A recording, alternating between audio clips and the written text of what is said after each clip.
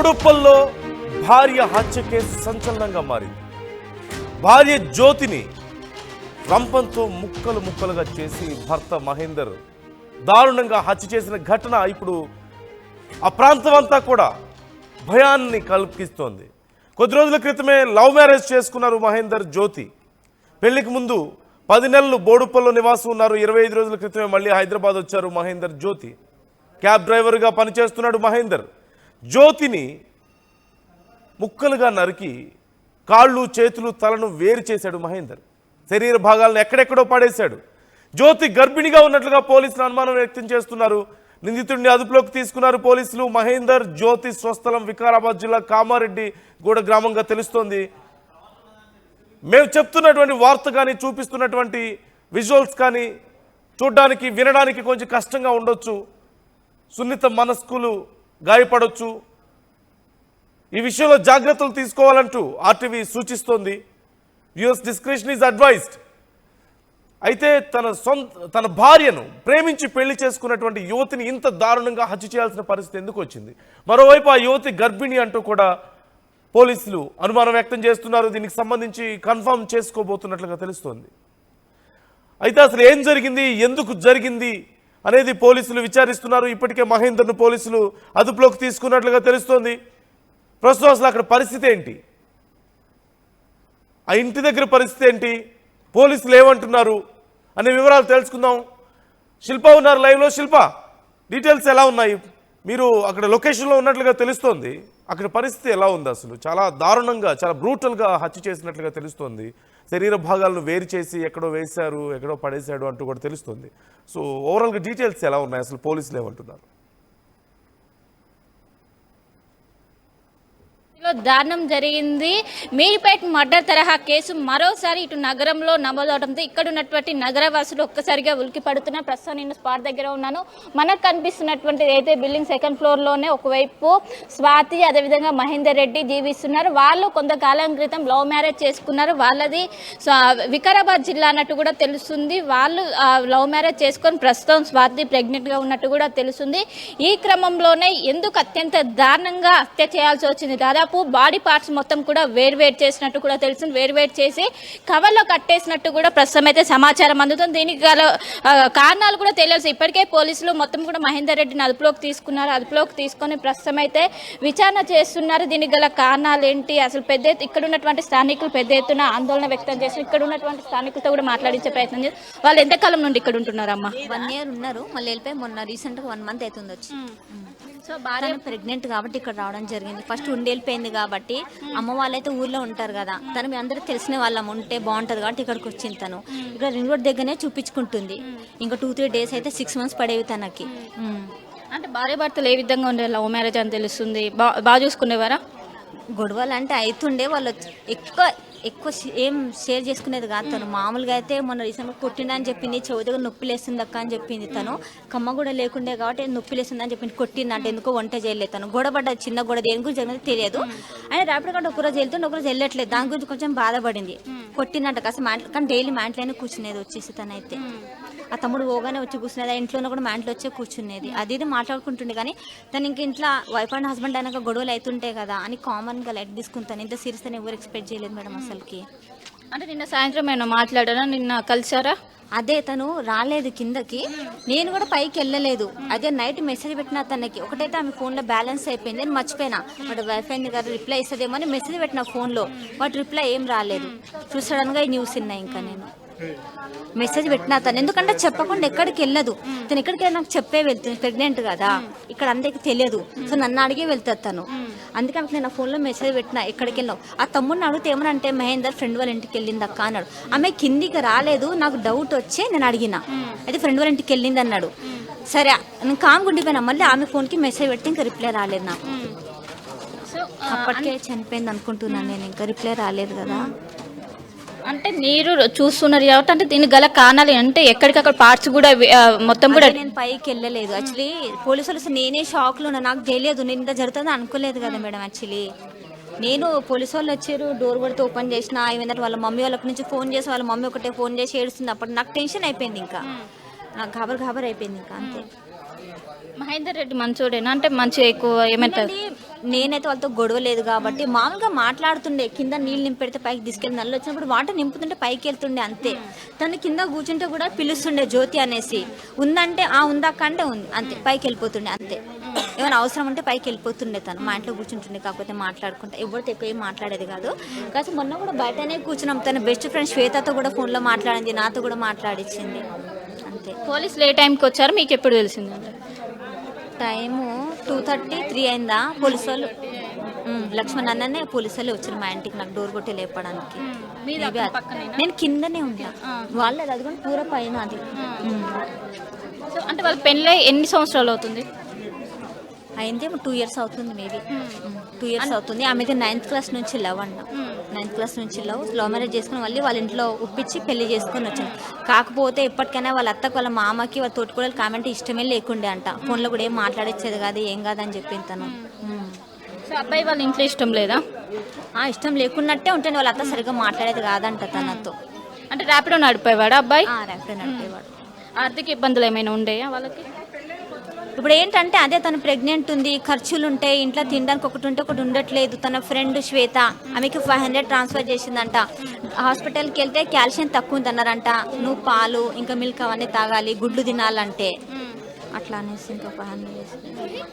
అంటే ఎవరితో కూడా మాట్లాడించేవాడు కాదా? తను ఎవరితో మాట్లాడకపోతుండే, ఇక్కడైతే ఎవరితో మాట్లాడకపోతుండే. అంటే అంతకుముందు వచ్చారు, మళ్ళీ రావడానికి కారణం ఏంటంటే అక్కడ తనకి నచ్చలేదు ఇల్లు.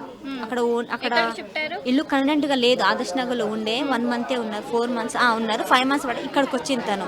అక్కడ కన్వీనెంట్ గా లేదు, ఇక్కడ ఉండి వెళ్ళిపోయింది కాబట్టి మేము తెలిసిన వాళ్ళు ఉన్నాం కాబట్టి ఇక్కడ మళ్ళీ రావడం జరిగింది తను అంతే.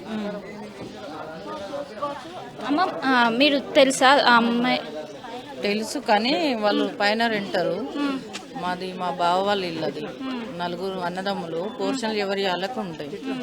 కానీ మొన్న నైట్ మేము బయట కూర్చున్నప్పుడు చూసాము, తనతో మాట్లాడినప్పుడు చూసాను, కానీ ఆమెతో అంత అటాచ్మెంట్ ఏం లేదు. వాళ్ళు 1 year ఉన్నారు, మళ్ళీ 2 months బిఫోర్ ఖాళీ చేశారు. మళ్ళీ 1 month బిఫోర్ ఖాళీ చేసి మళ్ళీ వచ్చారు. ప్రెగ్నెంట్ కదా, ఇక్కడ అందరు ఉంటారు కానీ తనతోనే ఎక్కువ క్లోజ్గా ఉండేది ఊర్మిళ్ళతోనే.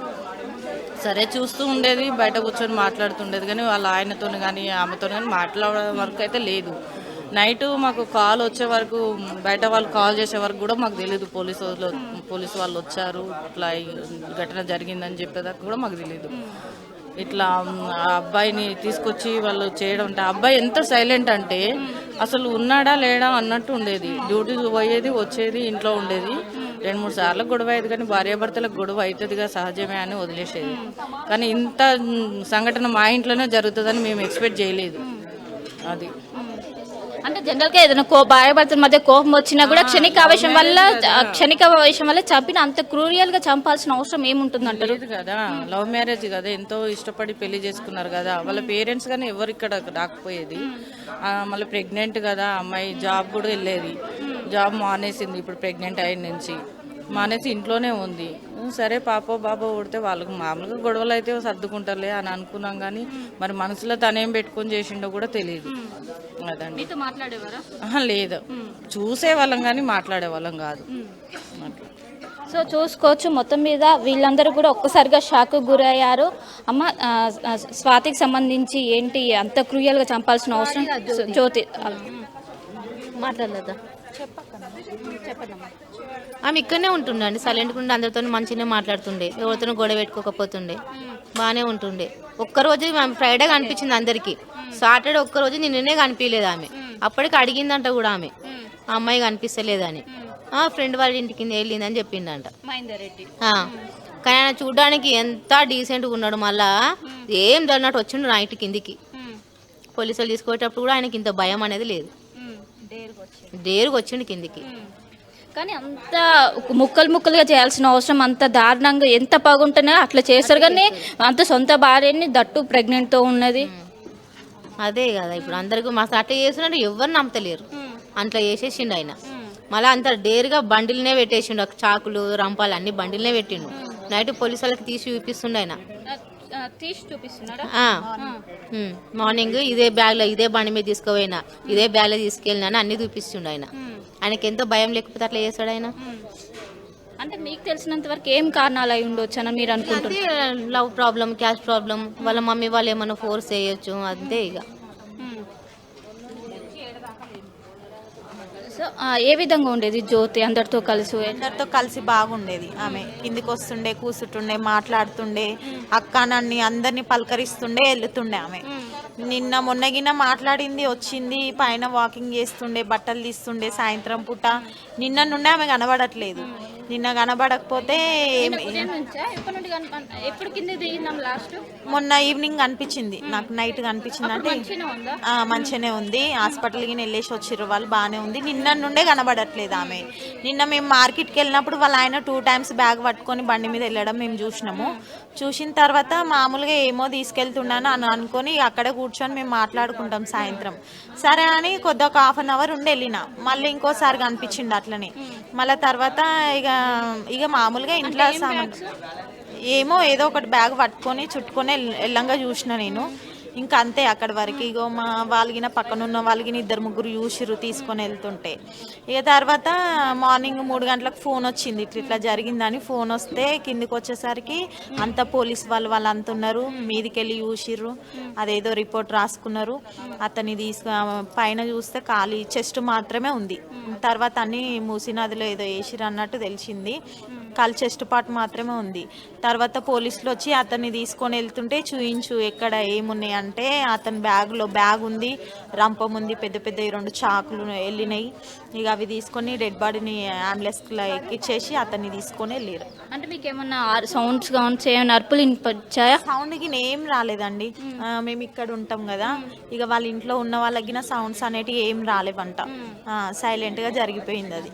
అంటే మధ్యాహ్నం టైంలో చేసి ఉంటారా లేకుంటే రాత్రినే చేసి ఉంటారా? నిన్న మార్నింగ్ నుండే కనబడట్లేదు ఆమె. నిన్న మార్నింగ్ నుండే అస్సలు కనబడట్లేదు ఆమె. కింద ఉర్మిళ అనేటం ఒక ఆమె ఉంటుంది, ఆమెకి నిన్న నైట్ 10 o'clock వచ్చింది నైట్ మెసేజ్. మరి వాళ్ళ ఆయన చేసిండో తెలీదు, ఆమె చేసింది.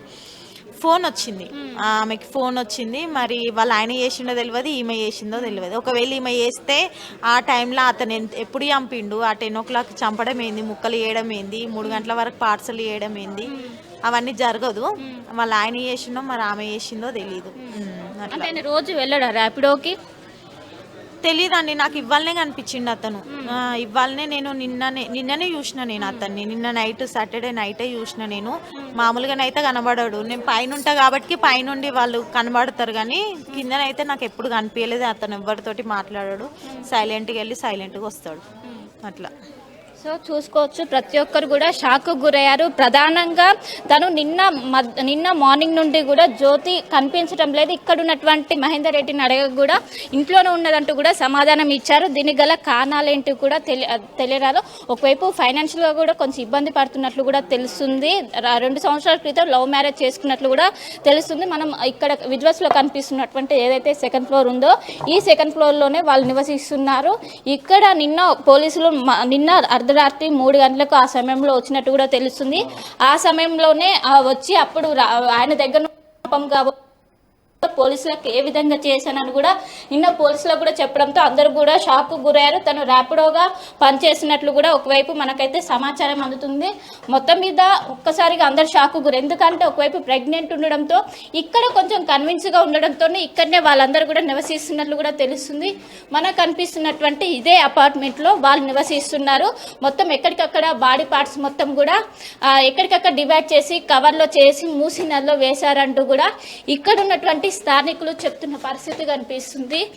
సో మేడిపల్లి దాదాపు 25 రోజుల క్రితమే వాళ్ళు ఇక్కడికి వచ్చినట్టు కూడా తెలుస్తుంది. మనకు విజువల్స్లో కనిపిస్తున్నటువంటి ఏదైతే ఇల్లు ఉందో ఈ ఇల్లే జ్యోతికి సంబంధించిన మొత్తం కూడా ప్రస్తుతం అయితే లాక్ వేశారు. సో ఇందులోనే ఒకవైపు భార్య భర్తలు కూడా నివసిస్తున్నట్లు కూడా తెలుస్తుంది. మన విజువల్స్లో కూడా చూసుకోవచ్చు. దీనికి సంబంధించినటువంటి వాళ్ళకి సంబంధించినటువంటి కిచెన్ కావచ్చు, ఇదంతా కూడా ఏదైతే జ్యోతి మహేందర్ రెడ్డి దాదాపు 25 రోజుల క్రితమే ఇక్కడికి వచ్చారు, ఇక్కడ నివసిస్తున్నారు. గత కొన్ని రోజులుగా కూడా వాళ్ళకి ఆర్థికపరమైనటువంటి ఏవైతే సమస్యలు కూడా తలెత్తుతున్నట్లు కూడా తెలుస్తుంది. సో అందరూ కూడా షాక్ గురయ్యారు. మొత్తం మీద ప్రస్తుతం అయితే మహేందర్ రెడ్డి పోలీసుల అదుపులో ఉన్నారు. దీనికి సంబంధించి కూడా ప్రస్తుతం అయితే ఇన్వెస్టిగేషన్ అయితే నడుస్తుంది. అంటే ఆ బాడీ పార్ట్స్ దొరికాయా శిల్ప? మరి వేరే దగ్గర ఎక్కడో మూసీలో పడేసి ఉండొచ్చు అని కింద మహిళలు మాట్లాడుతున్నారు కదా, బాడీ పార్ట్స్ దొరికాయా? రైట్, ప్రస్తుతం ఛాతీ భాగం ఏదైతే ఉంటుందో అది పోలీసులు అది దానికి సంబంధించి అది ఒక్కటి మాత్రం దొరికింది. మిగతా సంబంధించి మొత్తం కూడా మూసీ నదిలో పడేసినట్లు కూడా తెలుస్తుంది. దీనిపైన పోలీసులు ప్రస్తుతం ఎంక్వైరీ చేస్తున్నారు. ఇప్పటికే మహేందర్ రెడ్డిని విచారిస్తున్నారు. ఎందుకంత బ్రూటల్గా మర్డర్ చేయాల్సి వచ్చిందని కూడా ప్రస్తుతం అయితే ఎంక్వైరీ చేస్తున్నారు. వాటికి సంబంధించి ఎక్కడి కాళ్ళు కావచ్చు, మొండం కావచ్చు వేరు చేశారు. ప్రస్తుతం ఛాతీ భాగం ఒకటి లభ్యమైంది. దానికి సంబంధించి కూడా ఒకవైపు ఇప్పటికే సొంత గ్రామానికి కూడా తరలిస్తున్నట్టు కూడా తెలుస్తుంది. మిగతా పార్ట్స్ కూడా ప్రస్తుతం పోలీసులు వెతికే పనిలో ఉన్నట్టు కూడా ప్రస్తుతం అయితే తెలుస్తుంది. ఇప్పటికే దీనికి గల కారణాలు ఏంటి, ఏమైనా ఆర్థిక పరమైనటువంటి ఇబ్బందులు ఉన్నాయా, లేకుంటే వాళ్ళ ఇద్దరి మధ్య ఏమైనా గొడవలు ఉన్నాయని కూడా ప్రస్తుతం అయితే పోలీసులు ఎంక్వైరీ చేస్తున్నారు. కానీ దీనికి సంబంధించి అందరూ కూడా ఒక్కసారిగా షాక్ గురవుతున్నారు. నిన్న ఉదయం నుంచి కూడా జ్యోతి ఇక్కడ కిందికి రాలేదు. దానికి సంబంధించి ఒకవైపు అడిగినప్పుడు కూడా ఇంట్లోనే ఉన్నట్టు కూడా వాళ్ళందరూ కూడా సమాచారం ఇస్తున్నట్లు కూడా తెలుస్తుంది. సో ఈ ఇంట్లోనే జ్యోతి అదేవిధంగా మహేందర్ రెడ్డి నివసిస్తున్నట్లు కూడా తెలుస్తుంది. నిన్న అర్ధరాత్రి 3 గంటలకి ఇటు పోలీసులకు సమాచారం రావడంతో వెంటనే మహేందర్ రెడ్డిని అదుపులోకి తీసుకున్నారు. పోలీసులు రాగానే ఇదే రంపంతో నేను కట్ చేశానంటూ కూడా ధైర్యంగా ఎలాంటి రిగ్రెట్ లేకుండా చెప్తున్నట్లు కూడా ఇక్కడ ఉన్నటువంటి స్థానికులు చెప్తున్నారు. సో ఇవన్నీ కూడా వాళ్ళకు సంబంధించినటువంటి ఏదైతే జ్యోతి అదేవిధంగా మహేందర్ రెడ్డికి సంబంధించినటువంటి ఇందులోనే దాదాపు 1 ఇయర్ బ్యాక్ ఇక్కడనే నివసించారు. మరోసారి వేరే ఆదర్శ్ నగర్కి షిఫ్ట్ అయ్యారు. కానీ మరోసారి ఇక్కడ కన్వీనియంట్గా ఉండాలని జ్యోతి అనడంతో ఇక్కడికి వచ్చి నివసిస్తున్నట్లు కూడా తెలుస్తుంది. ప్రస్తుతం జ్యోతికి సంబంధించినటువంటి పార్ట్స్ని అయితే ప్రస్తుతం వెతుకుతున్నట్లయితే ప్రస్తుతం సమాచారం అందుతుంది. ప్రధానంగా ఛాతీ పార్ట్ మాత్రం పోలీసులకు లభ్యమైంది. మిగతా వారిని ప్రస్తుతం వెతుకుతున్నట్లయితే సమాచారం అందుతుంది. Right, thank you Shilpa, thanks for the details. పోలీసుల విచారణకు సంబంధించి డీటెయిల్స్ ఇస్తూ ఉండండి ఎప్పటికప్పుడు. అసలు తమ మధ్య ఎలాంటి గొడవలు ఉండేవి కాదు అంటూ స్థానికులు చెప్తున్నారు. జ్యోతి మహేందర్ ఇద్దరూ చాలా బాగుండేవాళ్ళు. జ్యోతి కిందకు వచ్చేది, అందరితో మాట్లాడేది, ఇంటి కింద ఉండి పక్కింట్లో వాళ్ళతో అందరితో మాట్లాడేది, చాలా ఫ్రెండ్లీగా ఉండేది అని చెప్తున్నారు. అలాగే మహేందర్ కూడా కనీసం ఇంట్లో ఉన్నాడో లేదో కూడా తెలియనంత సైలెంట్గా ఉండేవాడంటూ అక్కడ ఇరుగు పొరుగు వాళ్ళు చెప్తున్నారు. చాలా క్వైట్గా ఉండేవాళ్ళు, చాలా సైలెంట్గా ఉండేవాడు, చాలా ఇన్నోసెంట్గా ఉండేవాడు. ఇదంతా అసలు ఇలాంటి ఒకటి జరిగిందని తెలిసి మాకే భయం వేసింది, మాకు అర్థం కాలేదు అసలు ఇలా ఎలా జరిగిందో అంటూ స్థానికులు కూడా చెప్తున్నారు.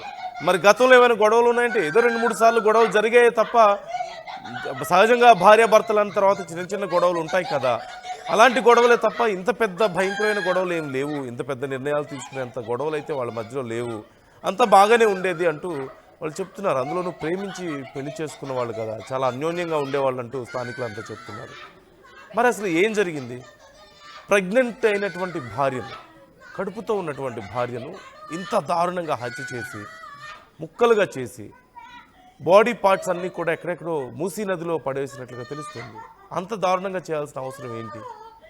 ఇక్కడ ఒక విషయాన్ని మనం గమనించాలి.